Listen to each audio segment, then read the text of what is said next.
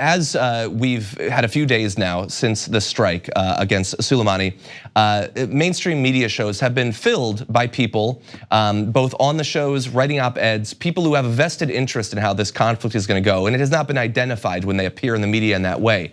I want to give credit to Li Feng at The Intercept, who did a great write-up of some of the examples of this. I want to point out a few. That is, we had Jack Keane, retired Army general, appeared on Fox News and NPR over the last 3 days to praise Trump for the strike.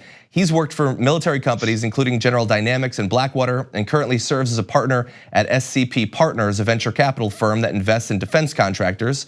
You had Van Hipp, chair of the lobbying firm American Defense International, which represents more than 24 defense contractors, including the manufacturer of the drone that was used in the strike. That he published an opinion column on Fox News' website praising Trump and suggesting increased pressure on the Iranian government, which would of course benefit the companies that he represents. You also had David Petraeus, John Negroponte, Jay Johnson. All of these are people who have appeared to either congratulate Donald Trump or push for further conflict, and they have not been identified in any of those cases as people that represent companies who stand to make millions or billions of dollars off of a conflict.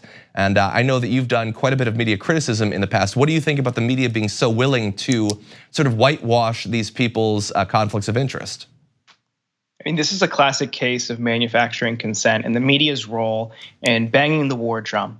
Yet at the end of the day, you have to remember that media companies, for the most part, are for-profit enterprises, and war often boosts ratings. It sells papers, and very seldom do you see outlets like TYT who's willing always to hold people in power to account.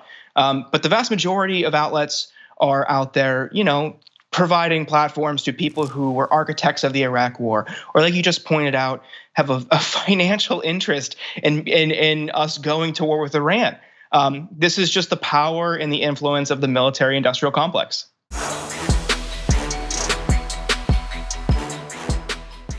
Check out the Damage Report podcast each day, wherever you get your podcasts, whether Pocket Casts or Stitcher or iTunes. You can join me as I give you the news and stories you want, with a range of co-hosts and interview guests jumping in on the fun each day. Again, that's the Damage Report, wherever you get your podcasts. And if you get them at iTunes, don't forget to rate and review. Sometimes I'll read them live on the show.